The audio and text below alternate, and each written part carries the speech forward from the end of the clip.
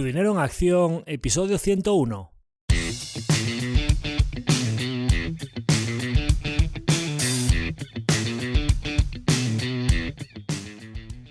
Hola, soy Javier Acción, asesor financiero independiente autorizado y registrado en la Comisión Nacional del Mercado de Valores con el número 149 y asesor del fondo de inversión Acción Global.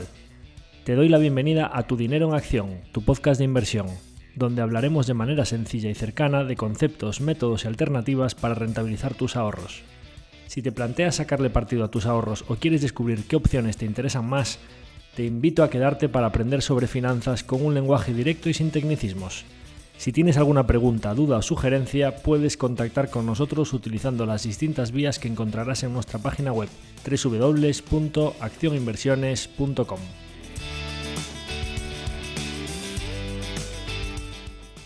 El contenido de este podcast es divulgativo. Las opiniones aquí expuestas son meramente informativas y en ningún caso suponen una recomendación de inversión. Si buscas asesoramiento financiero, debes dirigirte a cualquiera de los asesores autorizados y registrados en la Comisión Nacional del Mercado de Valores.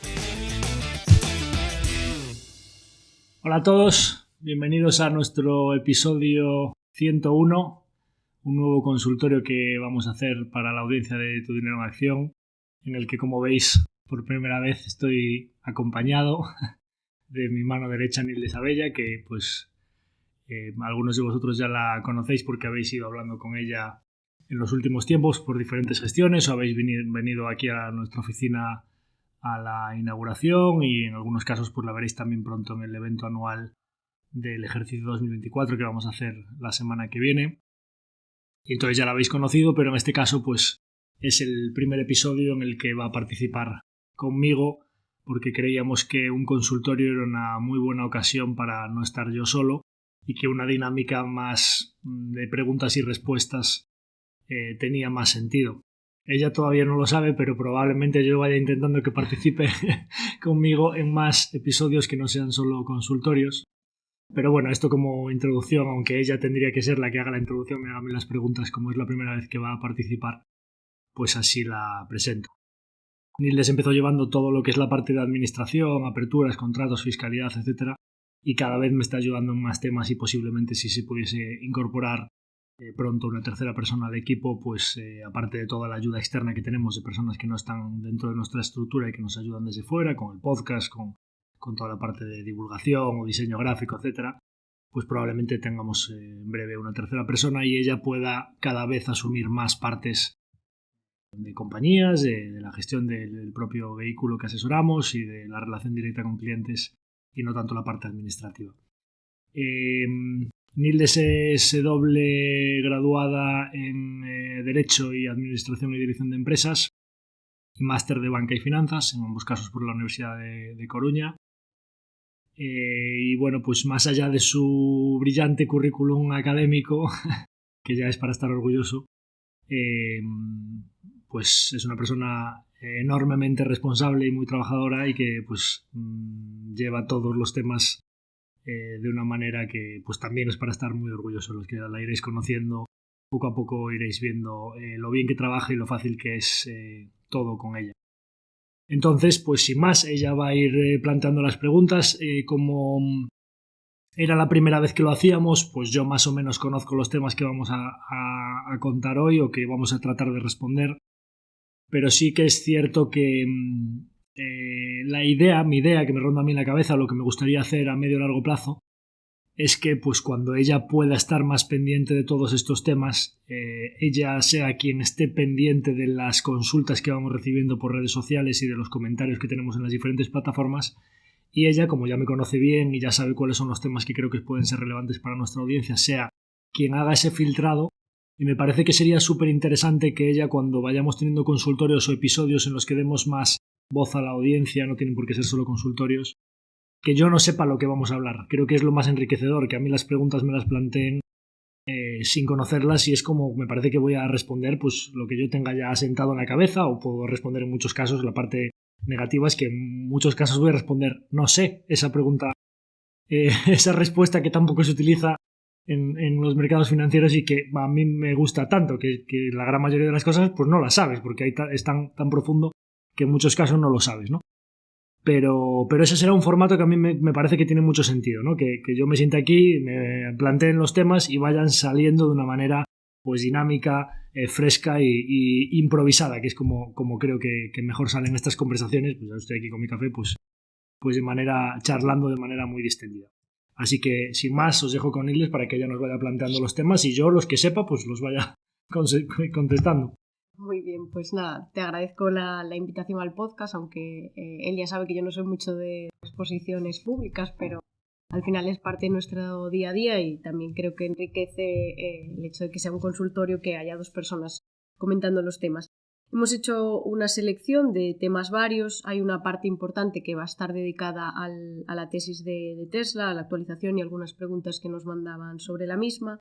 Y luego un conjunto de preguntas de temas varios como son renta fija, preguntas sobre un bono y algunas de las líneas rojas de inversión.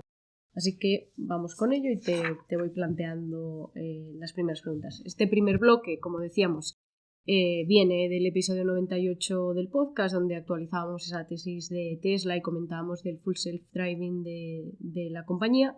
Hemos recibido varias de ellas y condensamos aquí las que nos han parecido más representativas. Fernando Delgado nos preguntaba por un factor que él considera que está infravalorado en la tesis y nos pregunta la posibilidad de que el Estado intervenga y no renuncie a esa parte del pastel y grave con impuestos pues el coche eléctrico o esos vehículos compartidos de los que se comentaban. Asimismo, también, y a relación de este tema, nos comentaba sobre Optimus y la sustitución de los operarios por robot, la posibilidad de que el Estado también intervenga y facilitar algún tipo de compensación a toda esa mano de obra que va a dejar de trabajar porque van a ser sustituidos por robots que no votan, mientras el operario y las personas sí lo hacen. Bien, tema súper interesante y que seguro en algún momento el mercado se preocupará por ello. Lo primero que decir aquí, cuando llegue el momento en el que el full self-driving esté ya tan de actualidad y se esté utilizando tanto, o los robots Optimus estén tanto en nuestro día a día, que se empiece a preocupar la gente por esa mano de obra que se queda sin trabajo o que dejan de ser, o que son votantes pues que descontentos, por decirlo así, en ese momento pues ya donde irán las acciones de Tesla y ya estaremos preocupándonos pues de otras cosas diferentes a las que pues nos preocupan ahora, ¿no? Es verdad, tiene toda la razón Fernando que pues en el caso más concreto, vamos a reducirlo quizá al caso que más podemos entender nosotros en nuestro día a día. La gasolina está gravada con muchos impuestos y la corriente eléctrica tiene un precio para mover el mismo vehículo los mismos kilómetros mucho más bajo. Cabe esperar que entonces la recaudación por toda la energía que van esos vehículos para trasladarnos se reduzca. Y Fernando pues muy bien apunta, ¿el Estado crees que va a renunciar a parte de su pastel? Pues no lo creo que vaya a renunciar. Sin embargo, también pienso que será de manera gradual, que no será de golpe, y creo que para terminar en un mix que sea más favorable para el consumidor final que los combustibles fósiles y en los que el Estado, que somos todos entre comillas, pueda también recaudar si no lo mismo, pero prácticamente lo mismo que lo que recauda con los combustibles fósiles, a costa de que el usuario en porcentaje sobre lo que paga ahora pueda tener que tributar más. Y también ya veremos, que es algo que también pienso mucho, si hay una transición eléctrica importante y la demanda eléctrica para recargar todos esos vehículos aumenta mucho, también me cuesta ver que la energía cueste lo mismo que cuesta ahora. Posiblemente en algún momento tengamos que enfrentarnos a varios tipos de energía, ya veremos, y con diferentes tributos, ¿no? Es diferente que quieres poner la calefacción de casa o encender la luz, que sustituyas la gasolina por energía, y probablemente nos tengamos que enfrentar, dependiendo de en qué países, a tributos diferentes para el uso que le vayas a dar a la energía, como ya pasa con el gasoil para calefacción, o el gasoil para agricultura, o el gasoil para coches finales, ¿no? También es verdad que, y por eso estoy tranquilo, nosotros aquí tratamos de ver todo lo que las decisiones que toma el Estado desde una manera muy española o europea, en la que hay un gran intervencionismo, una gran presión fiscal y demás. creo que las acciones de Tesla se van a mover más por lo que pase en Estados Unidos, y en Estados Unidos parece que estamos viendo una tendencia a que los votantes voten menos presión fiscal, con lo cual estoy tranquilo por ese terreno y ya veremos lo que pasa en España, pero para las acciones de Tesla las medidas de los políticos españoles y casi diría que europeos van a ser mucho menos importantes que las americanas. Muy bien. Pues pasamos a la siguiente, si te parece. Oli nos pregunta sobre la posibilidad de que Tesla licencie su software, el hecho de que le obliguen por regulación a licenciarlo para, un poco en esa misma línea, ¿no?, que el gobierno participe de ese pastel. Sí, a ver, eso lo comentamos en el episodio, que también, como en la respuesta anterior que le daba Fernando, pues a Oli decirle que en el episodio anterior decíamos que uno de los factores fundamentales para la tesis de Tesla considerábamos que era la regulación, en cuanto a que ahora parece imposible verlo, pero yo dándole muchas vueltas, viendo cómo los reguladores atacan ahora a Apple o a Microsoft o a Google por sus prácticas monopolísticas con el buscador de Google o el Chrome o el ecosistema o la Apple Store, etcétera, en el caso del iPhone. A mí me cuesta ver que con la ventaja tecnológica que está desarrollando Tesla con su conducción autónoma no haya algún momento en el que le obliguen a decir, oye, mira, que esto no lo puedes tener tú solo. Pero también, como en el caso de la respuesta anterior, si llega a pasar eso, la generación de caja de Tesla en ese momento ya será tan grande que nosotros pues nos tendremos que preocupar de temas muy distintos y la acción ya estará en niveles muy diferentes. Pero en general, cuando hay negocios que crecen mucho y que se vuelven muy lucrativos, los reguladores básicamente pues las multas que le ponen o los procesos judiciales a través de los cuales pues someten a este tipo de compañías de anticompetencia, antimonopolio, etcétera, básicamente es, oye, esto es demasiado lucrativo, aporta más a las arcas públicas, sobre todo cuando son entidades que tienen muchos medios para domiciliar sus filiales en países que tributan poco o tienen pues las zonas que más recursos tienen para pagar los mínimos impuestos. Pues los estados le van a decir, bueno, mira, pues vas a tener que pasar por caja para participar más a las arcas públicas. Bueno, es algo que sabemos que está ahí, que va a suceder y también, como decía antes, diferente en Estados Unidos que en Europa, y ya veremos si llegado a ese punto hay problemas con eso, pero en principio si llega a pasar eso significa que el Full Self-Driving ha ido muy bien y entonces las acciones también van a ir muy bien. Muy bien.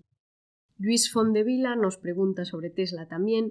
Tesla aún no ha demostrado que el Full Self-Driving funcione, entonces plantea la posibilidad de que Waymo se convierta en el estándar de seguridad y coloque al Full Self-Driving en una posición complicada para recibir aprobación legal.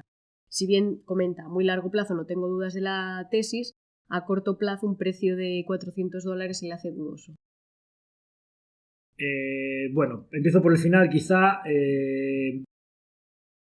Si el estándar se convierte en Waymo y el Full Self-Driving no se ha demostrado que funciona, no tendría sentido decir que entonces a largo plazo las acciones de 400 muy bien. Las acciones de 400, más allá de que nosotros no entramos a valorar el corto plazo, sino que realmente nosotros, sí, yo en el capítulo del otro día lo que hacía era un ejercicio de valoración a 2030, por eso no me gusta pensar en TAM, cuota de mercado, qué márgenes puede tener este negocio, etcétera. Cuando hice el episodio estaban las acciones a 470, 480 y muy rápido la mandaron a 380 y ahora están otra vez. Es que el corto plazo es completamente impredecible, ¿no? Pero bueno, en respuesta quizá a la primera parte de la pregunta de que Tesla no ha demostrado que el Full Self-Driving no funcione, eso, con todos mis respetos a la persona que pregunta, no es verdad. Tesla ha demostrado que el Full Self-Driving funciona. De hecho, tanto en Twitter como en YouTube hay muchos vídeos de usuarios recorriendo largos recorridos de muchos kilómetros, 1 hora, 2 horas, en todo ese tipo de situaciones, tanto urbanas como atascos, como autopista, como saliendo de un parking, etcétera, en los que el Full Self-Driving de la última versión, el 13.12, funciona y las intervenciones críticas. Ayer mismo salía una estadística, ayer por ejemplo rebotaron bastante las acciones porque salió una estadística que las millas por intervención crítica en autopista han pasado de 80 a 100 a 750, o sea, se ha multiplicado por más de 6 veces solo con la última actualización del software, es decir, las mejoras están siendo exponenciales, ¿no? En el caso del estándar de Waymo, Waymo ha demostrado que tiene menos, o sea, tarda más millas en tener una intervención crítica, pero en un entorno mucho más controlado, solo en unas pocas ciudades y que previamente lleva 2 años mapeando. Con lo cual, el approach de Tesla hacia la tecnología escalable y que puede funcionar en cualquier ciudad tiene los mimbres para ser escalable mucho más rápido a nivel global y que, con independencia de que ningún gobierno va a decir, no, el estándar es el de Waymo. No, lo que van a poner son unas reglas que van a decir, tiene que haber pues un funcionamiento en el que tengas una base de datos, unas millas recorridas, un histórico de millas sin intervenciones, etcétera, para que yo pueda autorizar que eso pueda ir, pues al principio con un conductor al volante vigilando, a continuación, que es nivel 3, nivel 4, nivel 5 de conducción autónoma, después ya con alguien, un ser humano en el volante, pero que no tiene que ir, o sea, vigilando, pero que no tiene que ir al volante, y después ya, sin ningún ser humano, ni al volante ni nada, y va a poner unos estándares que no es el estándar de Waymo o el estándar de Tesla, sino que el estándar que cualquier compañía quiere llegar ahí. Ese estándar de nivel 5 de sin supervisión y con un histórico de datos tan amplio que funcione en cualquier ciudad, escalable, etcétera, con la tecnología de Tesla es bastante más probable a día de hoy que lo alcance mucho antes Tesla que Waymo, con independencia de que Waymo en sus entornos muy cerrados y en zonas concretas de ciudades que tienen muy mapeadas, el número de millas hasta cada intervención crítica sea superior. Pero la exponencialidad del sistema de Tesla implica, y las mejoras que está alcanzando, que probablemente termine siendo no el estándar, sino la que antes pueda escalar a un nivel que los reguladores de diferentes países puedan autorizarlo. Si eso pasa, da igual que las acciones a corto plazo estén a 350, 400 o 450, porque como comenté el otro día, puede ser un negocio tan lucrativo que nos daríamos cuenta que la valoración actual de Tesla no solo no era desorbitada, sino que puede ser muy atractiva. Te lanzo una, es que en relación a la cotización objetivo había un usuario que comentaba también, ¿no? Si en el modelo nos sale una cotización objetivo de $400, que es el precio al que está cotizando la compañía actualmente, ¿por qué la mantienes en cartera? Buena pregunta. Bueno, en aquel ejercicio, varias cosas. En aquel ejercicio, nosotros para llegar, nos dábamos una valoración, pues no tengo ahora el modelo delante, pero eran como $700-800 por acción, que al descontarlo a valor presente a una tasa de doble dígito nos daba una tasa bastante similar a cómo está cotizando ahora la acción, y ahí justificábamos, pues parece que tiene sentido que el mercado esté haciendo, quien se está jugando el dinero, unos ejercicios de valoración similares a los que nosotros hacemos para encontrar respuesta a ¿hay una burbuja o no hay una burbuja? Y yo llegaba a la respuesta de no hay una burbuja. Lo primero que tengo que decir es que si eso fuese exactamente así, si yo estuviese acertando con el valor de 2030, desde donde están las acciones a día de hoy hasta ese número, obtendríamos la tasa de descuento, que es un doble dígito, lo cual está muy bien, ¿de acuerdo? Si a mí me dicen, oye, ¿tú crees que la tasa de Tesla desde aquí hasta 2030 va a ser un 10%? No, creo que yo estoy siendo conservador en la tasa de descuento y que probablemente obtenga más. ¿Por qué? Porque simplemente en aquel ejercicio yo estaba contando 30.000 millas por vehículo y año, que son 50.000 kilómetros, pero es que la media de vehículos o sea, que la media de millas conducidas por un Uber es del doble. Son 60.000 millas, en torno a 100.000 kilómetros al año, que son en torno a 400 kilómetros por día, 250 días trabajados al año. Si tú aplicas esas millas, te sale que en vez de 120.000 millones que me salían a mi EBIT, pues salían 190.000. Entonces sale un precio por la acción superior a 1.000, que incluso aplicando una tasa de descuento del 15%, que a mí me parecería más razonable para una compañía como Tesla, te sale que la acción a día de hoy debería valer $600-700, que es muy superior a lo de hoy. Y luego además es que no estamos teniendo en cuenta pues que la flota de 7 millones de vehículos de Tesla también puede cobrar por el full self-driving para subir su coche a la red. No estamos teniendo en cuenta que yo estoy valorando pues 4 millones de vehículos a 2030. Es que vamos a ver, solo Uber ahora a día de hoy, con vehículos que los tienen que poner en funcionamiento sus conductores y que no es tan escalable como el servicio que va a tener Tesla, tiene 7 millones de vehículos en la carretera. Es verdad que hay unos cuantos que son de delivery de comida, pero como mínimo si haces el reparto de revenues que tiene entre el delivery de comida y los transportes de viajeros, te sale que más de la mitad de los vehículos de Uber son viajeros por carretera para transportar a pasajeros. Sobre 7 millones, a lo mejor 4 millones. Quiere decir que son cifras que, llegado a ese punto, si acierto con que puede tener 3-4 millones de vehículos en 2030, a nivel mundial puede tener muchísimos más. O sea, solo de taxis hay más de 15 millones de taxis en el mundo. Y estaríamos hablando de que se venden cada año en el mundo 80 millones de vehículos. El parque móvil es de pues casi 1.000 millones de vehículos. Con lo cual, ¿qué porcentaje de esos vehículos pueden ser autónomos y pagarle un royalty a Tesla, sea porque utilicen el full self-driving tipo Cybercab que te vengan a buscar y vayas tú solo, o que tú lo tengas en tu casa y le pagues una suscripción a Tesla para que ese vehículo te lleve solo cuando tú quieras? Pues 4 millones sobre el parque móvil parece una cuota muy baja. Entonces, creemos que, como decía antes, ¿no?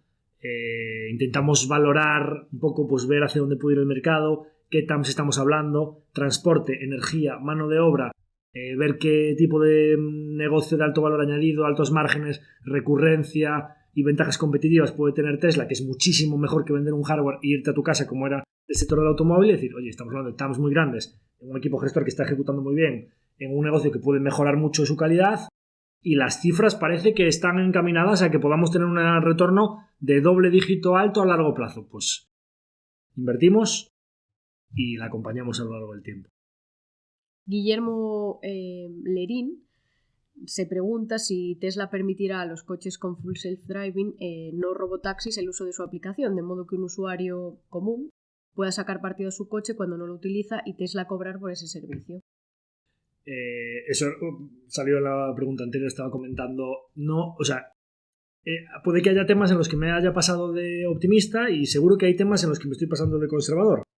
Uno de ellos es que Optimus lo hemos valorado a 0. Otro de ellos es que 4 millones de vehículos, como decía el anterior oyente, es muy poco a 2030, porque 4 millones de vehículos en el parque móvil que hay es muy pequeño. Otro de ellos es esta pregunta, que está muy bien, que a día de hoy, imaginaros en 2030, hay un parque de 7 millones de vehículos de Tesla que yo no estoy teniendo en cuenta que, más allá del Cybercab, que es un servicio que lo va a dar Tesla con sus propios vehículos, y de que la gente en el parque de 7 millones de vehículos que ya hay pueda decidir para que cuando viajen ellos no tener que conducir y pagarle los 200 al mes a Tesla para ese software, puede haber gente que diga, ya, pero yo aparte de pagar esos 200, hay muchas horas que no utilizo el vehículo y va a estar parado en la carretera, o sea, parado en mi parking de casa. Y mientras yo estoy trabajando, mientras yo estoy durmiendo, ese coche, como es autónomo, podría ir por ahí a hacerle servicios a gente. O sea, que es lo mismo que esa pregunta viene, es que Elon Musk lo dijo en una conference call, dijo, es que vamos a ser un punto medio entre Uber y Airbnb, porque vamos a dar un servicio de transporte, digamos, a petición, a demanda del consumidor, pero va a haber gente que pueda ser propietario del activo, es decir, el dueño de un piso, que lo suba a nuestra red, es decir, el Airbnb, ¿de acuerdo? Bien. Yo ahí tengo algunas dudas sobre cómo van a resolver temas como, por ejemplo, el Cybercab se carga de manera inalámbrica, con lo cual, por la noche o los ratos que no esté utilizando, puede ir a grandes naves donde se cargue solo y no van a necesitar personal que lo enchufe. Puede cargarse y volver al servicio. Si tú tienes tu vehículo en el garaje, cuando está dando servicios por ahí y se descarga, o vuelve a tu casa y tú tienes que estar pendiente de enchufarlo, o no va a ser tan autónomo como un Cybercab que no tiene pedales ni volante y se carga de manera inalámbrica. Entonces, ahí hay algunas lagunas. Puedo decir, mira, oye, yo quiero que estés por ahí dándole servicio a la gente los 400 o 500 kilómetros de autonomía que tienes, y luego vuelve a casa y cárgate, y ya te enchufo yo por la noche y mañana harás otros 400 kilómetros. Pero no va a ser tan escalable como el Cybercab, ¿de acuerdo? En todo caso, ahora recuerdo también que otro oyente al que le envío un saludo desde aquí, Alex de Pablos, me preguntó un día, charlando con él, me dijo, oye, dijiste que la mitad del parque móvil de Tesla podría ser que pagase el Cybercab. No es muchísimo. ¿Quién va a pagar $200 para que el coche vaya solo si lo puede conducir? Bueno, pues ¿quién lo va a pagar? El otro día salió una investigación por algunas colisiones que hubo en los centros comerciales en los que se utilizó el Actual Smart Summon, e investigaban a 2 millones de vehículos que tenían dado de alta el Actual Smart Summon. A lo mejor 2 millones de vehículos es exagerado porque no todos tienen que tener full self-driving. De hecho, con tener solo uno de los paquetes de software de aparcar, que tenía algunas utilidades, ya podías tener el Actual Smart Summon, con lo cual, aunque Tesla no da la cifra de cuántos de sus 7 millones de vehículos pagan por el full self-driving, podemos estimar que debe andar entre 1 y 2 millones. Si con un parque de 7 millones hay entre 1 y 2 millones que pagan $200 al mes, con la utilidad que tiene actualmente, que no se puede utilizar en Europa, que tienes que estar tú al volante y no lo puedes conducir, que aún tienes intervenciones críticas. Hasta hace nada no salía de los parkings solo y tenías que... Imaginémonos cuántos puede haber cuando el parque de Tesla aumente y además vaya completamente solo de todos, de punto a punto, y además esté autorizado en todos los países. Puede haber muchísimos más de 1 o 2 millones que hay ahora, con lo cual son cosas que tampoco estamos teniendo en cuenta en la valoración, ¿no? Entonces, como es muy difícil estimar todas estas variables, al final intentamos aproximarnos en las que vemos altas probabilidades y todo esto está claro que sería sumar. Exacto. Filibustero pregunta un poco también en esa línea, precio objetivo a 2025 y 2030. Lanza ahí dos años distintos. Pues nosotros no damos precios objetivos, pero bueno, yo lo dije el otro día más o menos, hice unas cifras más o menos que en 2030 nos salía que la compañía perfectamente pues puede estar por encima de 3 trillones de capitalización, que sería una valoración de 25 veces un EBIT, que dependiendo cómo toque el Excel, que el múltiplo que le asigne el mercado, etcétera, pues en torno a entre 25, 30, 20 veces, y puede andar entre 100, 130, 190 billones de EBIT, es que va a andar, es muy difícil saberlo, ¿no? Pero bueno, a corto plazo ya digo que no respondo porque a este año es completamente imposible. O sea, para que os hagáis una idea, ahora mismo están las acciones a más de 400. En octubre, o sea, hace 3 meses estaban a 200. Se han duplicado en 3 meses. Pero es que hace 8 meses estaban a 140. Entonces, si tú en octubre le dices a alguien, no, en 3 meses se van a duplicar las acciones de Tesla, te diría, tú estás chalado. Pero si les llega a decir a alguien, se van a más que triplicar en 8 meses desde abril del año pasado, pues lo mismo, ¿no? Entonces, ¿cómo vamos a hacer predicciones a corto plazo si es muy... Ahora la dinámica, reconozco que está siendo bastante positiva y que el mercado está prestando mucha atención ya al full self-driving, que es un negocio muchísimo mejor que la venta de vehículos, con lo cual tiene buena pinta, ¿de acuerdo? A 2030 difícil saberlo, pero solo con que alguna de las opcionalidades que está trabajando la compañía termine saliendo, pues bastante más de lo que están ahora las acciones. Diciendo que no damos precios objetivos. Perfecto. Creo que está bien contestado y apuntado. Y la última que lanzamos sobre Tesla, de un usuario anónimo y hablando de opcionalidades, ¿por qué piensas que Optimus va a tardar? ¿Por qué va a tardar Optimus? Es verdad, porque yo dije que no metía ninguna valoración, viene esta pregunta de que dije que eso iba a ser más lento. Bien, también muy buena pregunta. La diferencia fundamental que hay entre Optimus y los vehículos no es tanto el software, sino el hardware. Es decir, ya existían vehículos que hacían todos los movimientos que nosotros podemos querer hacer por una carretera, pero no existen robots que hagan todos los movimientos que hace un ser humano. Y además existe la complejidad adicional de que pasamos de un sistema de 2D a un sistema de 3D en el que hay que hacer todo tipo de movimientos con muchísimas más articulaciones, presiones, levantar cargas, moverse, caminar de manera articulada, es infinitamente más complejo. Entonces, cuando tú ya tienes un vehículo que está funcionando en la carretera, ponerle cámaras y empezar a almacenar datos de todo lo que pasa y cómo se comporta un ser humano al llevarlo es relativamente sencillo. Y Tesla tiene una ventaja de datos muy importante precisamente por esa flota de vehículos que tiene. Pero tú no tienes una flota de 7 millones de robots almacenando datos en situaciones reales, ¿de acuerdo? Entonces, ¿cuál creo que es el cuello de botella y por qué creo que Optimus va a tardar? Porque lo primero que tienen que hacer, y por eso Tesla en sus vídeos y en su evento We Robot, de lo que presumes de los avances en el hardware, lo primero que tienen que hacer es tener un hardware que sea capaz de hacer todos los movimientos que hacemos los humanos. Porque tú puedes poner a un bot a entrenar por una fábrica caminando, porque ya lo tienes, y empezar a almacenar datos del equilibrio, de cómo le viene el aire, las temperaturas, coger... Pero tú no tienes todas las situaciones de lo que pasa por la calle, de lo que pasa al poner una lavadora, de lo que pasa al poner una cocina, de la presión, de girar, de mover, de todo ese tipo de cosas. Con lo cual, lo primero que necesitas para almacenar datos y entrenar el software es un hardware que sea capaz de hacer todos esos movimientos. Y para hacer todos esos movimientos, por eso sacar una mano, ¿no? Es que esta mano ya tiene 22 grados de movilidad. Y dice la gente, joder, pero si lo están teleoperando a distancia. Claro, porque lo que te están diciendo al teleoperarlo es... El software lo vamos a entrenar a continuación. Lo que tenemos un cuello de botella es al mover el aparato. Cuando yo lo estoy teleoperando, es decir, le estoy poniendo el software desde una persona, un ser humano, que lo está operando a distancia, lo que te está diciendo es que sepáis que el hardware ya es capaz de hacer todo esto.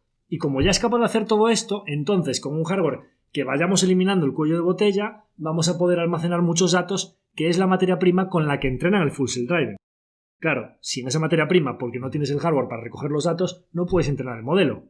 Con lo cual, llegar a tener un hardware que se mueva igual que una... No hace falta que se mueva exactamente igual que un ser humano, pero que tenga la capacidad para hacer mucha cantidad de actividades, que recoja una cantidad de datos reales muy grande, suficiente para entrenarlo, creo que es un cuello de botella importante a nivel de hardware que ya estaba resuelto en el caso de los coches y no está resuelto en el caso de los robots, y que entonces hay que ir pasando por todo ese proceso, luego almacenar todos los datos, que no tienes la flota, entonces vas a tener que poner a muchos bots en tu fábrica a entrenarlos, que luego empieza a haber algunas fábricas que los pongan en tareas muy repetitivas y tú ya sigas almacenando datos y todo eso. Claro, la curva de aprendizaje es muy diferente a la de los vehículos, con lo cual, como hay un cuello de botella en el hardware, yo creo que Optimus va a tardar. Si ha tardado desde que empezó Elon Musk a prometer la conducción autónoma, mirad lo que ha tardado, pues lo de los robots yo creo que va para largo. Por eso prefiero ser prudente y no meter nada en la valoración actual, aunque como dije, el TAM es tan bestial y eso va a ser un negocio recurrente que en vez de pagar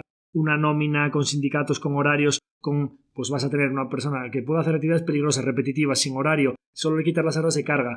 El TAM es tan gigantesco que cuando se empieza a ver, ya no a 2 o 3 años vista, cuando el mercado empieza a ver que hay un mísero dólar de eso a ya 5 o 6 años vista,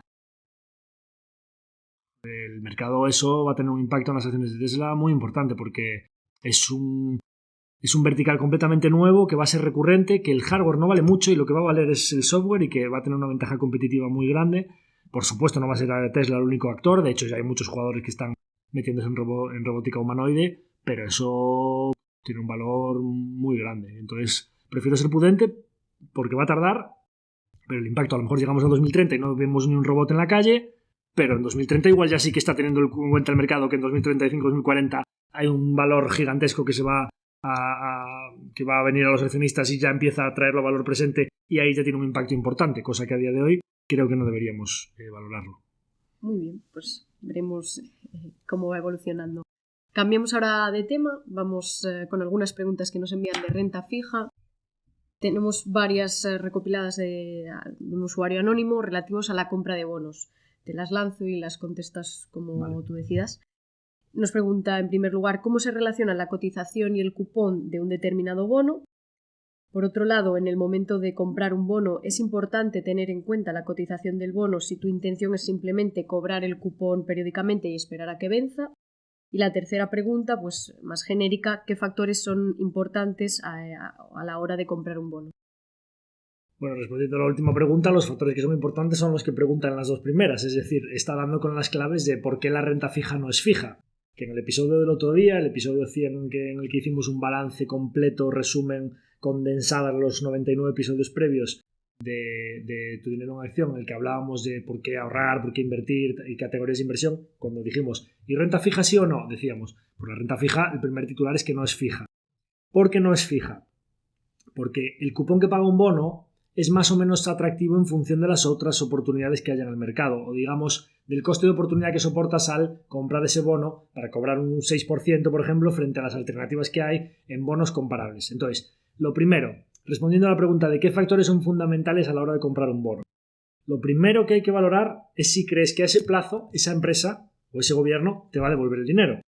Con lo cual, aquí tenemos un riesgo de crédito que hay que valorar, igual que cuando analizas una empresa para invertir en su equity, en su ser propietario, si está en la parte del capital, si en la parte donde están los accionistas.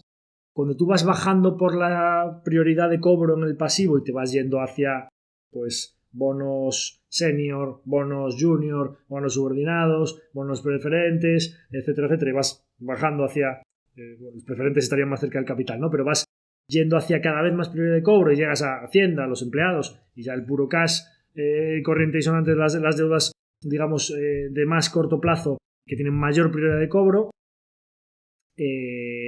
pues tienes que valorar si los activos de la empresa y los flujos que tiene la empresa en la prelación de cobro en la que tú estás son suficientes para que si hay problemas van palmando los accionistas, ¿vale? Palman todo. Van palmando los preferentes, ¿vale? Los subordinados, ¿vale? Los juniors, tal, los seniors. Creo que esta empresa va a pagarme en este plazo de tiempo determinado. Esa es la pregunta que tienes que tratar de responder cuando eres bonista.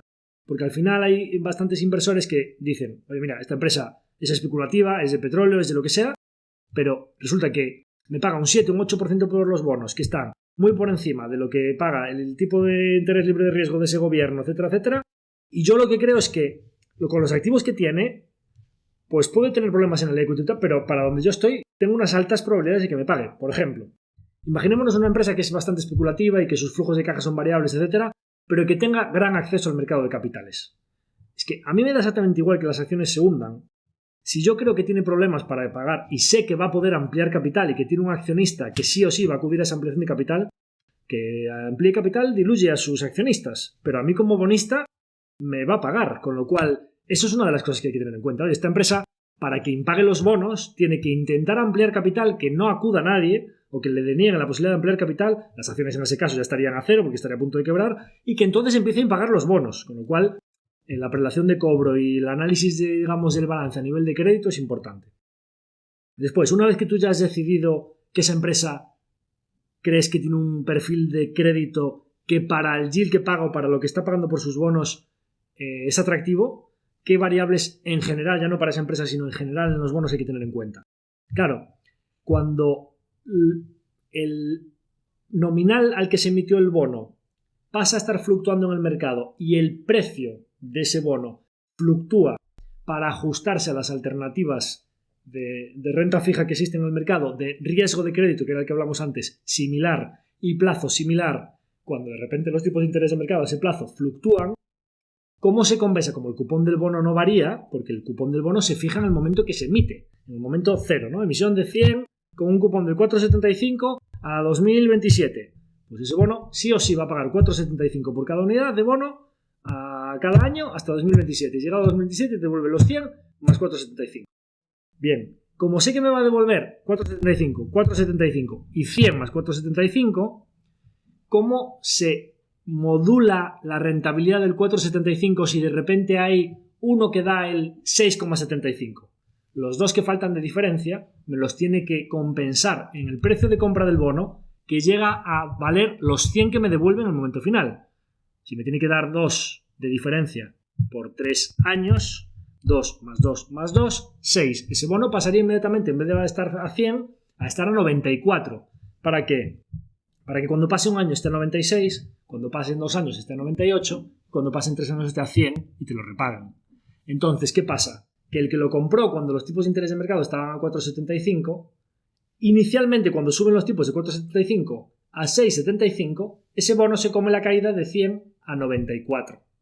Con lo cual los bonos tienen riesgo. ¿Cuándo tienen riesgo? Si lo tienes que vender por el camino, a 94 o 96 o 98. Si tú, en el momento en el que compras un bono con una TIR, ya no es el cupón, porque el cupón era 4,75, pero ahora viene un inversor y dice, esto a 94 está súper bien, porque me va a pagar el 6,75, 2 por cada año de convergencia de valor con los 100 que me va a devolver, más 4,75 de cupón.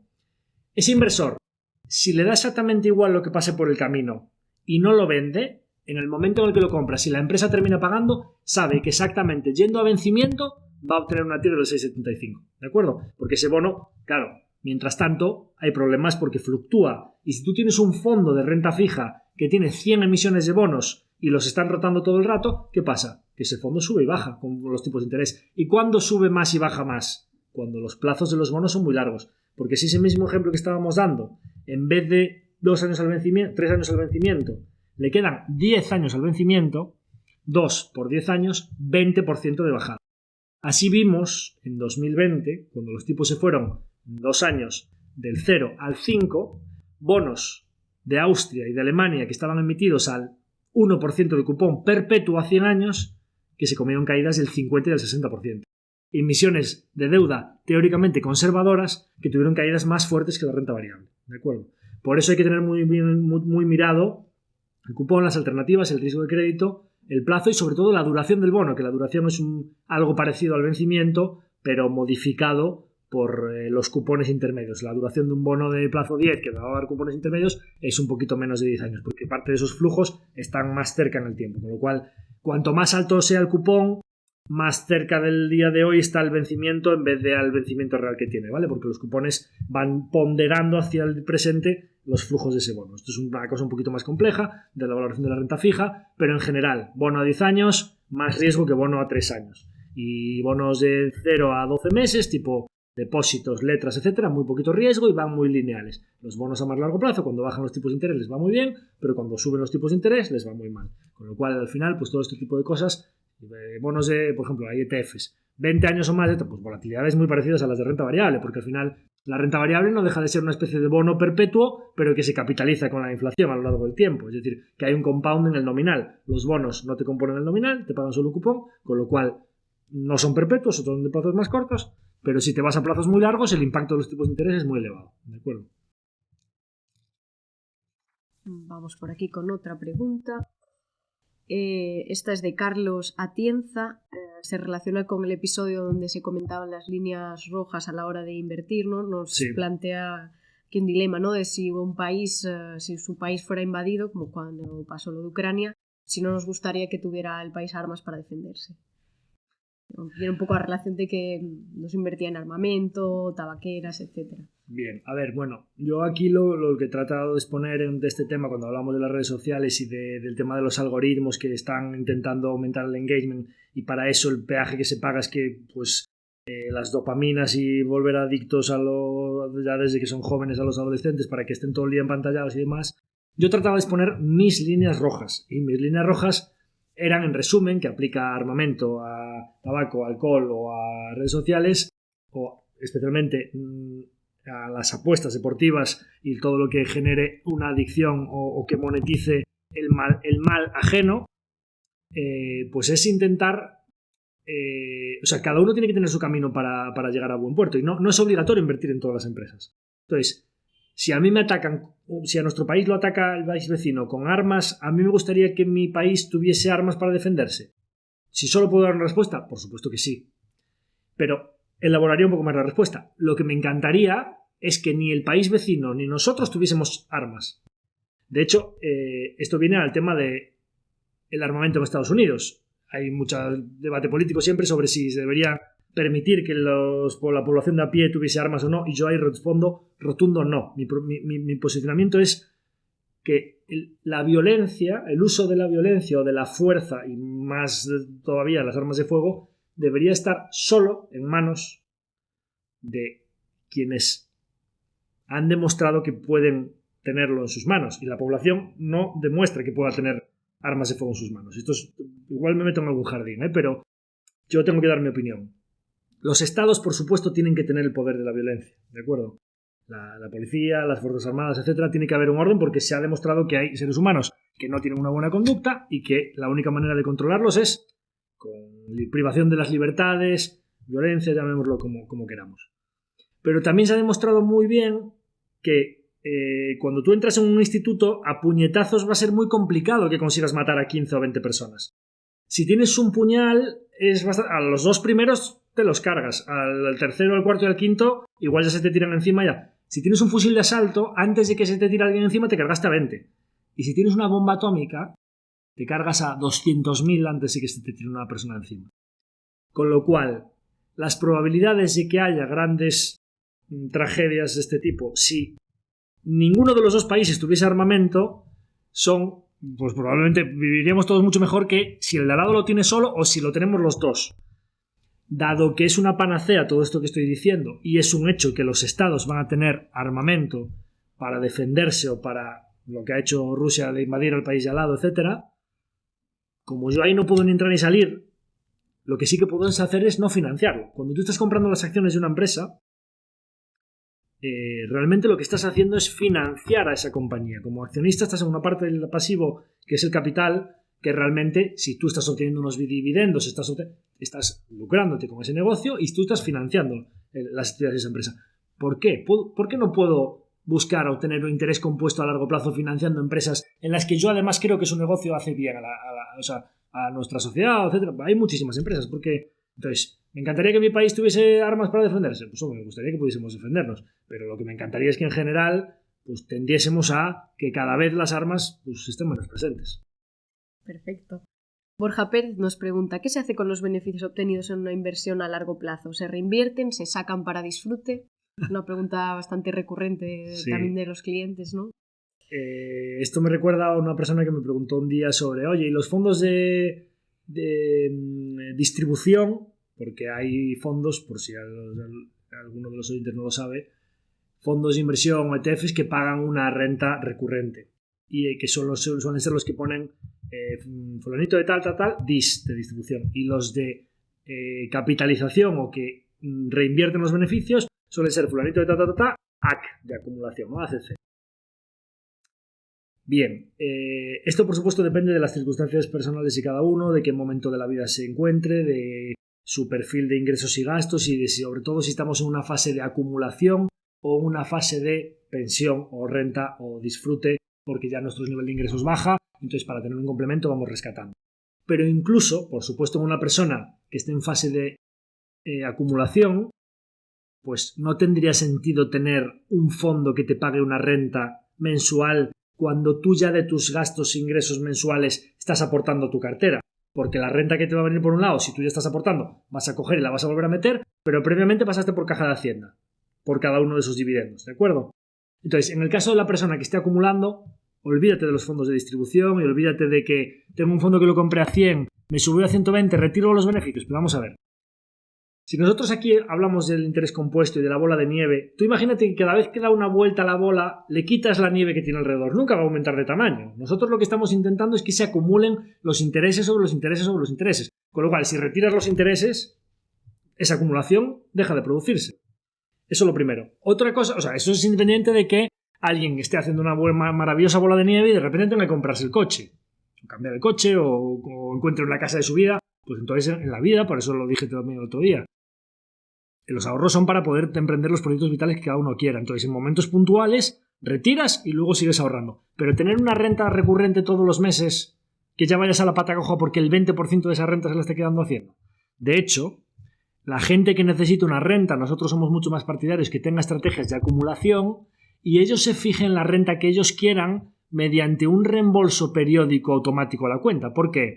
Porque cuando tú haces un reembolso automático, una parte muy importante de la parte que reembolsas es capital aportado y solo un trocito son beneficios. Con lo cual Hacienda te tasa ese trocito, imaginémonos. Tienes 100, te subió a 110. Quiero retirar 10. Si tú tienes un fondo de distribución que los 10 que te pagas son de renta, eso Hacienda lo considera un rendimiento del capital como un dividendo, como un alquiler de un piso, y te tasa los 10 íntegros, con lo cual se te lleva 2. Ya solo recibes 8. Si eso lo haces cada año, no solo vuelves al punto de partida inicial de 100 cada año, lo cual bola de nieve 0, sino que además vas a la pata coja en una cantidad muy importante que se va quedando Hacienda. Mismo caso, pero que en vez de comprarse un fondo de renta, se compre un fondo de acumulación, como es el nuestro y como los que siempre utilizamos nosotros para nuestros clientes. Pero también quiere una renta de 10. Tú te pones un reembolso automático todos los años de 10. Esos 10 no van a ser una renta, sino que es un reembolso de los cuales 9 son capital aportado por ti y 1 es beneficio.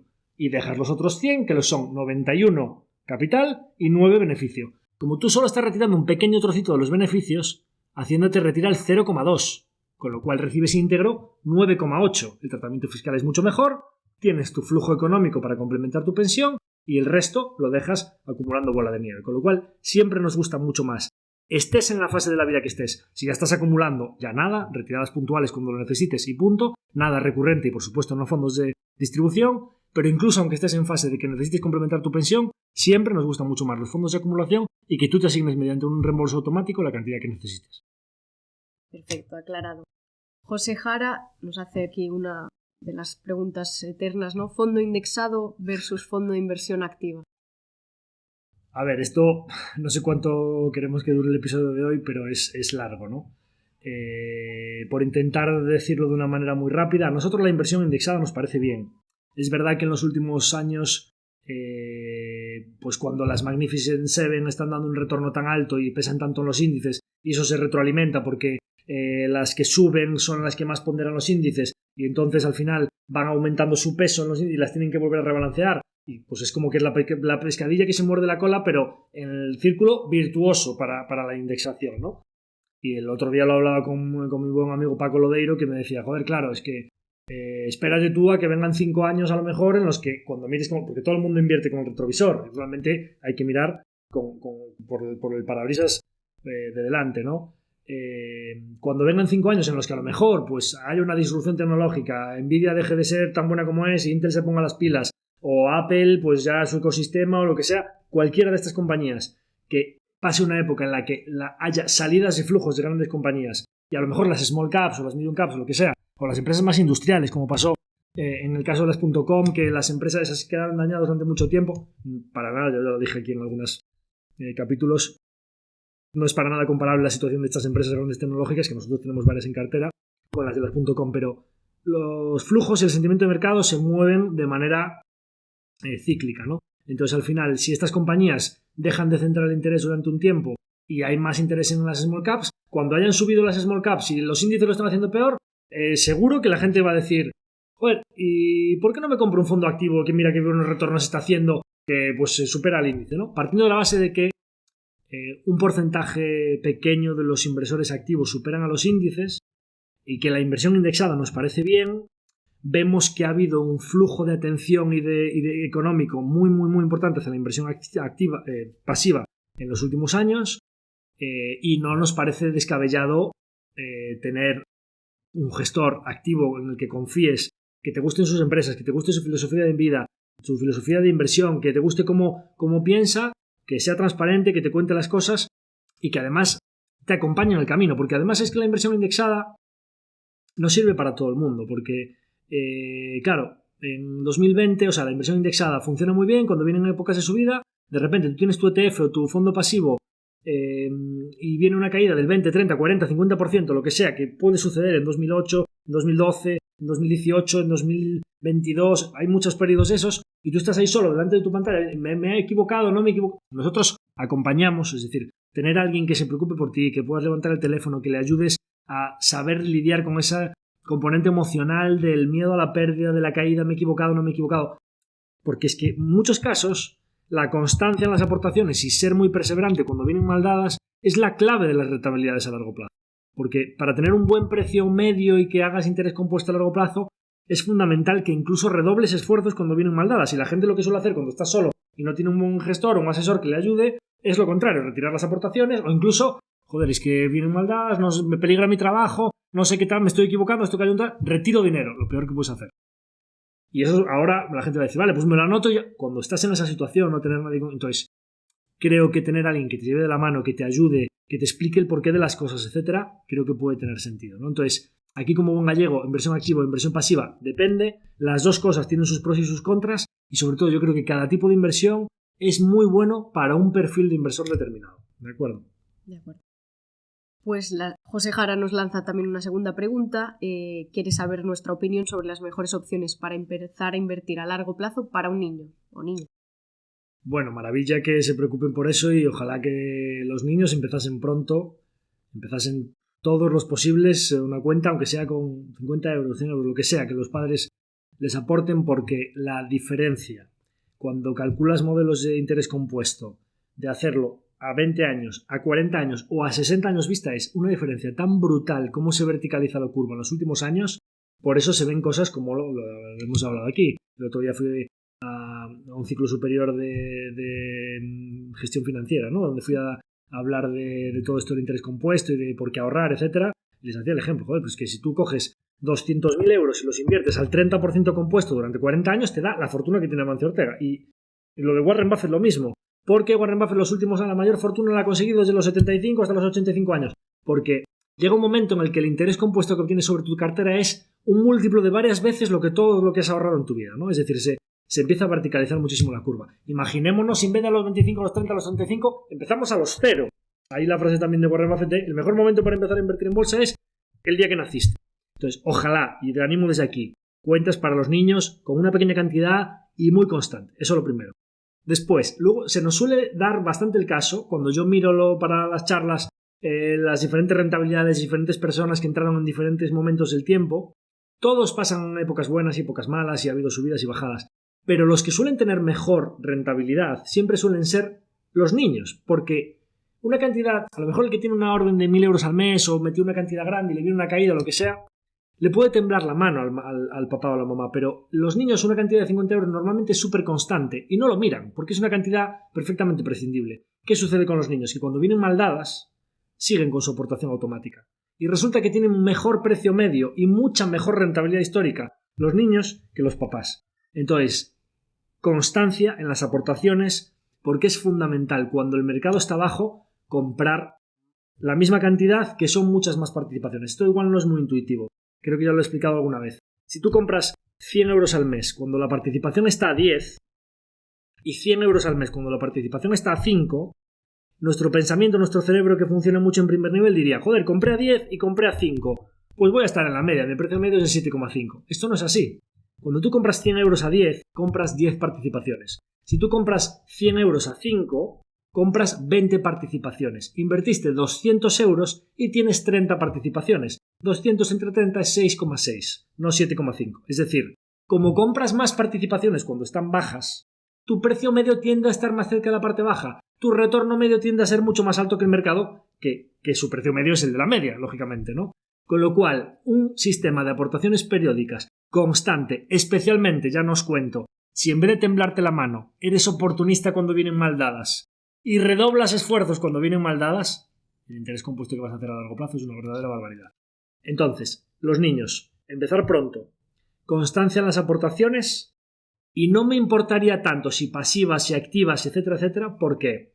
Porque los niños en sus primeros años, lo más importante es que se junten con un capital para el interés compuesto que van a generar después. Lo explico. Si tú le montas a un niño de 3 años, 4 años, 5 años, 50 euros al mes, el primer año va a tener 600 euros. El segundo año va a tener 1.200 euros. El tercer año va a tener 1.800 euros. El interés compuesto sobre 1.000 euros o 1.800 euros es muy poco. Entonces la diferencia que se va a producir en el modelo que apliquemos un 7, un 10, un 12 o un 3, en los primeros años, es decir, en la etapa de la infancia, el impacto en el modelo de los años finales es muy bajo. ¿Qué cambia de manera fundamental el modelo? Que pronto en su vida se junten con una cartera sobre la que luego apliques un interés compuesto. Entonces, lo más importante, empezar pronto, ir montando en una cartera. Por supuesto, si lo puedes invertir en algo que ya te dé el 7 o el 8% desde el inicio, o lo puedes invertir en mucho mejor que dejarlo en la cuenta, pero lo más importante es la constancia en las aportaciones y que cuando lleguen a los 18 ya tengan una cartera y que luego hablen con nosotros y ya les decimos dónde esa cartera, juntada a los primeros años, puede hacer una bola de nieve, no al 3 ni al 7, sino al 10 o al 12. Pero los primeros años no es tan relevante. Los primeros años es la constancia y juntarse con un capital sobre el cual luego cuando apliques el interés compuesto sí que va a ser relevante. Sobre 50, 100 y 500 no es tan relevante esta tercera variable como la constancia, cuánto aporten cada mes y que sean muy constantes a lo largo de los años. ¿De acuerdo? Muy bien. Seguimos con otras preguntas. Estas son de compañías. Recibimos muchas de clientes y también interesados en el podcast sobre compañías que les gustaría que analizáramos o que comentásemos. Aunque nos han hecho varias de Yutpa, Trade Desk, Llorente y Cuenca, yo he seleccionado aquí, como no solemos comentar, ¿no?, aquellas que no tenemos en cartera o que no tenemos bajo análisis, 3 en concreto de compañías que sí que forman parte de la cartera del fondo. Pedro Fernández nos pregunta por la bajada en la cotización que hemos visto recientemente en American Tower. Esto va muy aplicado a la parte de renta fija que acabamos de explicar y diréis, pero ¿por qué American Tower me hablas de la renta fija si es una acción? ¿Qué es lo que ha pasado en los últimos tiempos? Lo que ha pasado en los últimos tiempos es que la charla anual del fondo de enero de 2024, es decir, la charla anual correspondiente a 2023, nosotros explicamos allí una de las empresas en las que más nos paramos fue American Tower. Lo que estaba pasando en ese momento, nosotros construimos la posición en octubre de 2023 a precios más o menos de 155, 160 dólares por acción. Y lo que estaba pasando en ese momento, en enero-febrero de 2024, llevaba solo 4 o 5 meses en cartera, es que la inflación se estaba desplomando y entonces los tipos de interés de mercado, la yield del bono americano ya estaba acercándose al 4% y empezando a estar un poquito por debajo. Y entonces el mercado se empezó a dar cuenta que con la inflación ya cayendo muy fuerte, los tipos iban a caer muy fuerte y el mercado, el múltiplo que aplica sobre los flujos de American Tower, estaba subiendo rápidamente, es decir, le estaba exigiendo una rentabilidad más baja. ¿Por qué cuando suben los tipos de interés el mercado le exige más rentabilidad y cuando bajan los tipos de interés, y ahora explicaré lo que está pasando ahora, le exige cuando suben los tipos de interés le exige más rentabilidad a American Tower, entonces para más rentabilidad las acciones tienen que caer? Porque American Tower es una acción, pero que se comporta como un bono que compone perpetuo. Explico, bono que es un compounding bond de duración perpetua. Las acciones no tienen plazo de vencimiento, tienen una duración perpetua. Nosotros nos convertimos en propietarios hasta que decidamos venderlas. No hay un periodo de tiempo determinado en el que cuando termina nos devuelven nuestro dinero. Con lo cual, las variaciones en los tipos de interés sobre un activo perpetuo tienen muchísimo más impacto, como decía antes, que los impactos de las variaciones. ¿Por qué?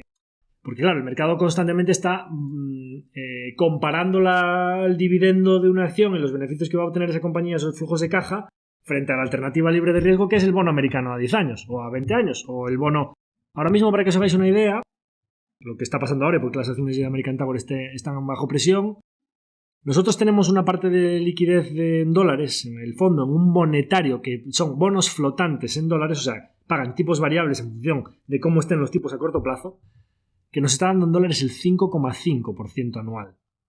Claro, si tu alternativa libre de riesgo, porque eso es un bono que tiene 200 emisiones, institucional, o sea, cero riesgo, ¿vale? La posibilidad de que eso impague es cero. Si tú tienes una alternativa libre de riesgo al 5,5%, todo lo que empiece a tener más riesgo que eso, tiene que pagarte eso más. Por eso las acciones de American Tower se han ido otra vez a 15 veces a AFFO, que es la métrica de valor para los accionistas, que 15 veces lo divides 1 entre 15 y te da el 6,6. Es decir, si la tasa libre de riesgo está pagando el 5 y pico, American Tower me tiene que pagar el 4,5, 5, 6% de dividendo más el crecimiento anual que tiene para que a mí me compense. ¿De acuerdo?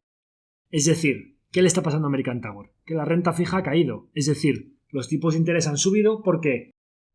Paradigmático, porque la economía americana está muy fuerte. Más fuerte de lo que se esperaba. Y nosotros en aquella tesis dijimos: American Tower es un hedge brutal si viene un poco de recesión. ¿Por qué? Porque si viene un poco de recesión, American Tower tiene unos flujos de caja muy recurrentes porque nadie va a pagar el teléfono móvil y los datos e internet de golpe, que es lo que está en las torres de telefonía, de golpe. Aunque venga una recesión, vamos a seguir utilizando nuestros teléfonos, nuestros ordenadores, etc. Y Netflix cada vez más, etc. Y eso es alta a banda ancha, que necesita mucha densidad, entonces cada vez hay más torres y las que hay tienen cada vez más inquilinos en la propia torre. Bien. Como eso es muy resistente a las recesiones y su flujo de caja, sus beneficios y sus flujos de caja no caen en las recesiones, tienes resiliencia ante una recesión, coste financiero de un balance que, como es intensivo en capital, está apalancado, a la baja si bajan los tipos de interés, más beneficios para los accionistas, las acciones vuelan. En aquel momento, las acciones se habían ido de 150 a 160 a casi 240 llegaron, solo con que los bonos el 10 años se fuese al 3,5. ¿Qué acaba de pasar ahora? Salieron datos económicos muy fuertes, la inflación se acaba de quedar estancada en el 2,5, no baja del 2, y como esperábamos, ha dicho Powell, oye, que nada de bajar los tipos 4 veces en 2025, a ver si los bajamos 2. Las acciones de American Tower al hoyo. Eso está muy bien, porque aquí voy a comentar 2 cosas. Lo mejor que nos puede pasar como inversores es que el mercado a corto plazo titubee porque la economía está más fuerte de lo previsto. O sea, la mejor noticia que podemos tener es que la economía esté fuerte y está aguantando tipos del 5 y la inflación que hemos tenido de manera muy resistente. Eso es un síntoma muy bueno. Por eso cada vez que cae un poquito el mercado entra dinero, porque una economía más fuerte de lo previsto para las acciones es muy bueno. Y tenemos ahí el as en la manga de que si en algún momento saliesen datos un poquito peor, la economía entonces, o sea, la Reserva Federal y el Banco Central Europeo, entonces pueden bajar los tipos de interés. El Banco Central Europeo ya los está bajando porque la economía europea está mucho peor que la americana, de ahí que nuestras inversiones en dólares se estén revalorizando, porque ya pensábamos que el dólar era una muy buena divisa para tener, porque sus tipos están más altos, su economía está más fuerte, etc.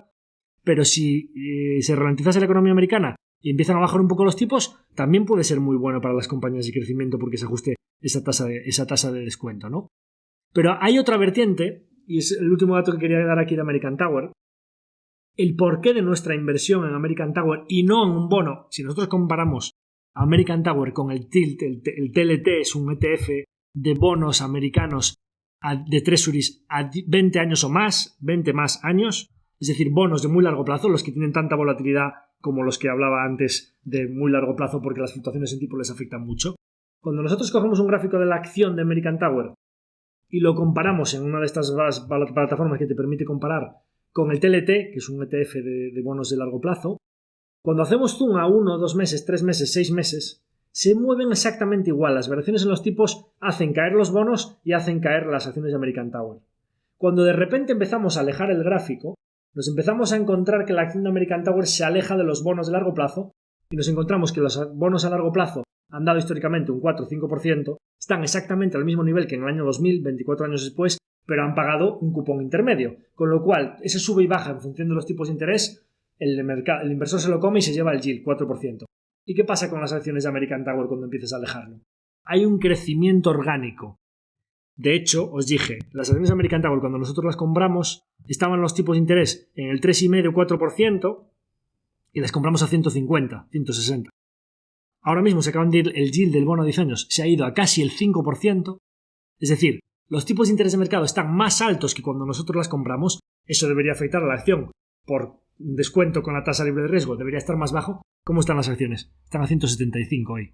Es decir, las acciones están un 10% por encima de donde nosotros las compramos un año después, con los tipos de interés igual o más altos de lo que estaban. ¿Por qué es eso? Porque no es un bond, es un compounding bond. Es muchísimo mejor que comprarte un bono al 4 o 5%, porque el nominal te compone al 10%. Es decir, los beneficios actuales de American Tower, por el crecimiento orgánico que tiene, por las torres, la mayor utilización, etcétera, etcétera, es como un bono que te beneficias de la renta fija a largo plazo, pero que se beneficia de la inflación. Es decir, el nominal no es fijo, sino que es un bono que en vez de darte 100 con un dividendo de 4, pero que dentro de 10 años te va a devolver 100, es 100 más 4, 110 más 4, 120 más 4, 130 más 4. Por eso, aunque ahora parece que están muy abajo, por cierto, muy buena oportunidad cuando los tipos de interés se vuelven a ir arriba y las acciones de American Tower vuelven casi a mínimos, para cuando la gente dice, no, ya no van a bajar nada los tipos. Los tipos, tarde o temprano, si los desarrollos tecnológicos van como nosotros pensamos, la inflación, y con Trump metiendo oil y gas en el sistema, con el desarrollo en conducción autónoma, en robótica, en energía, etcétera, la inflación debería seguir moderándose. Si se sigue moderando la inflación por debajo del 2%, no tiene ningún sentido que los tipos estén al 5 y pico. Con lo cual, y si viene un poquito de recesión, ya no te cuento. O sea, si viene un poco de recesión, las acciones de American Tower son un hedge. Vamos a tener el resto de la cartera cayendo y American Tower volando.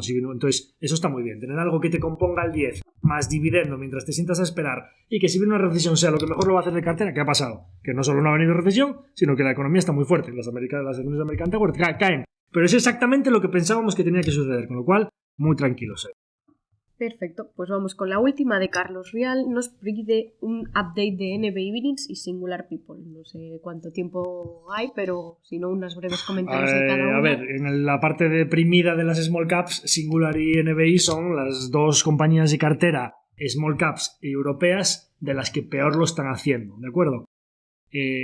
Nosotros pensamos que se está dando una situación en small caps europea, o sea, en general las small y medium caps a nivel global están muy infravaloradas. De hecho, el Russell 2000 ha hecho un retorno en los últimos años muy inferior al que ha hecho en los grandes índices, pero especialmente en Europa, porque a ver, hay compañías europeas medianas y grandes que están bajo presión, francesas con la subida de impuestos, en Reino Unido muchas por el tema de los laboristas, etcétera, etcétera, pero es que si juntas europea y small cap ya es una cosa, es una aberración. O sea, está carbonizado todo.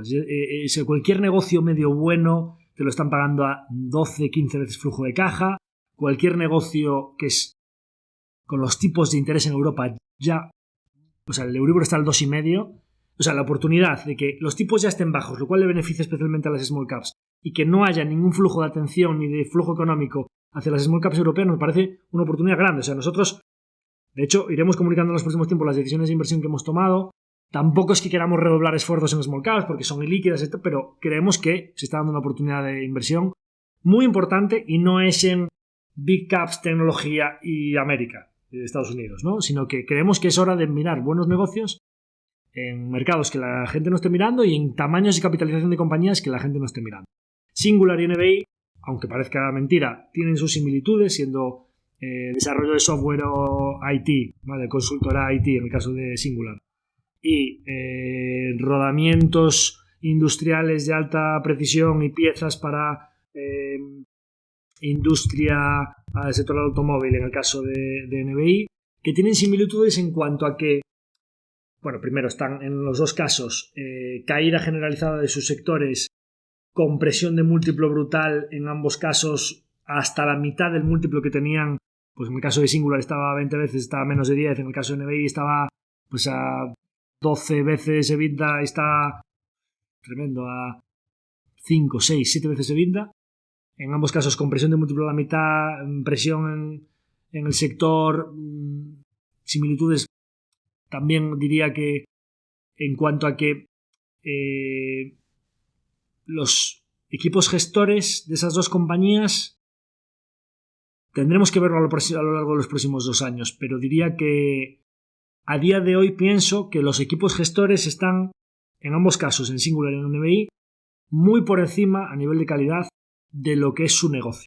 Es decir, cuando me preguntan, oye, ¿qué prefieres? ¿Que el vehículo sea un Ferrari o que el piloto sea Fernando Alonso? ¿Vale?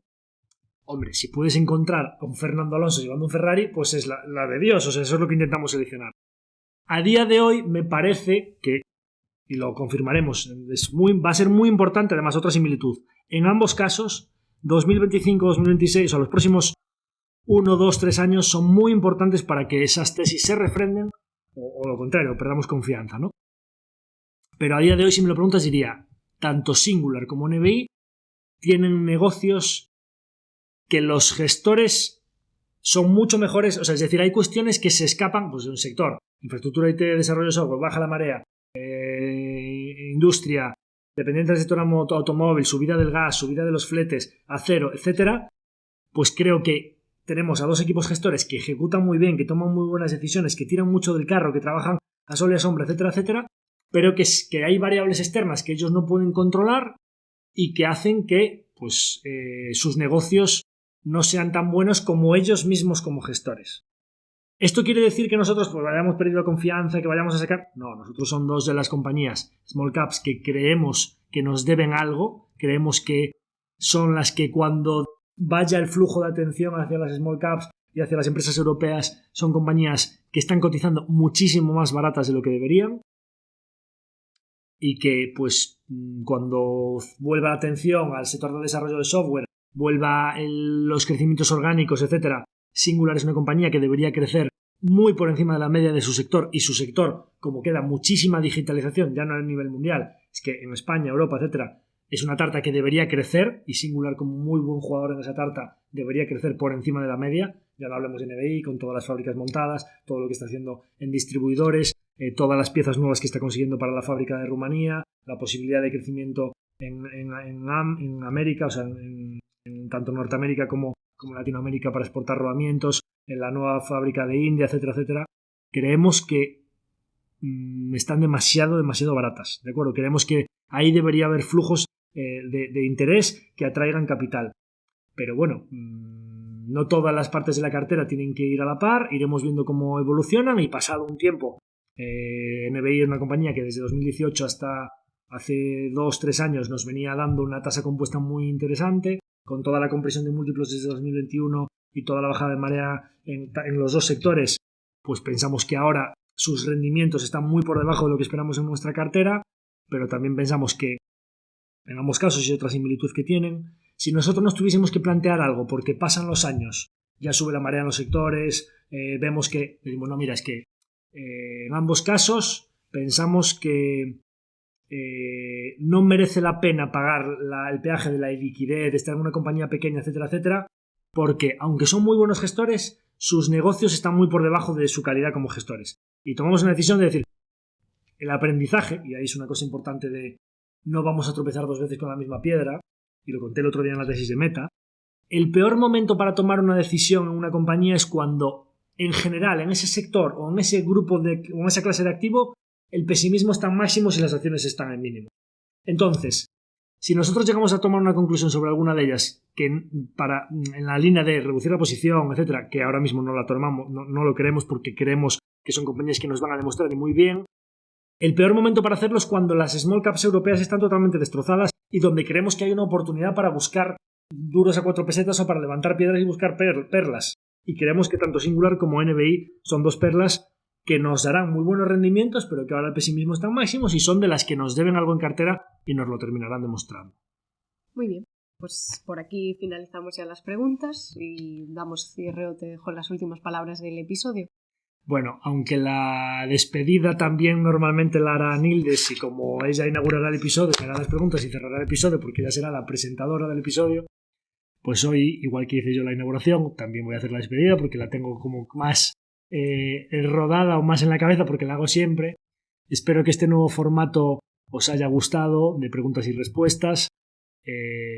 Probablemente, si Nildes quiere, y yo sí que quiero, sea el formato que utilicemos de ahora en adelante para los consultorios, y ya veremos si para otro tipo de episodios. Por supuesto, os invitamos a que nos dejéis vuestro feedback. Sabéis que nos podéis dejar vuestros comentarios tanto en iVoox como en YouTube como en Spotify, y ahora podemos interactuar, daros like, etc. Así que por favor suscribiros tanto en YouTube como en Spotify para que os llegue la alerta y estéis pendientes de nuestras actualizaciones. Sabéis también que podéis entrar en nuestra página web y daros de alta en nuestra newsletter para recibir todas nuestras novedades, y que nos sigáis apoyando en ese objetivo de las 5 estrellas en Spotify, quien todavía no lo haya hecho. Nada más, pediros que ahora el próximo consultorio ya estará lejano, pero empezamos otra vez el periodo de acumulación de consultas y ya veis que hacemos un ejercicio importante de resolver todas las que nos van llegando, así que por favor seguid enviándonos esas preguntas y consultas para próximos episodios. Y por último, nada, pediros que lo compartáis entre vuestra gente cercana si os ha parecido de utilidad este episodio, porque para nosotros llegar a nuevas audiencias y que el podcast crezca para nosotros es muy importante. Nada más, nos despedimos de todos vosotros hasta el próximo episodio. Muchas gracias a todos, hasta el próximo capítulo, un abrazo muy fuerte.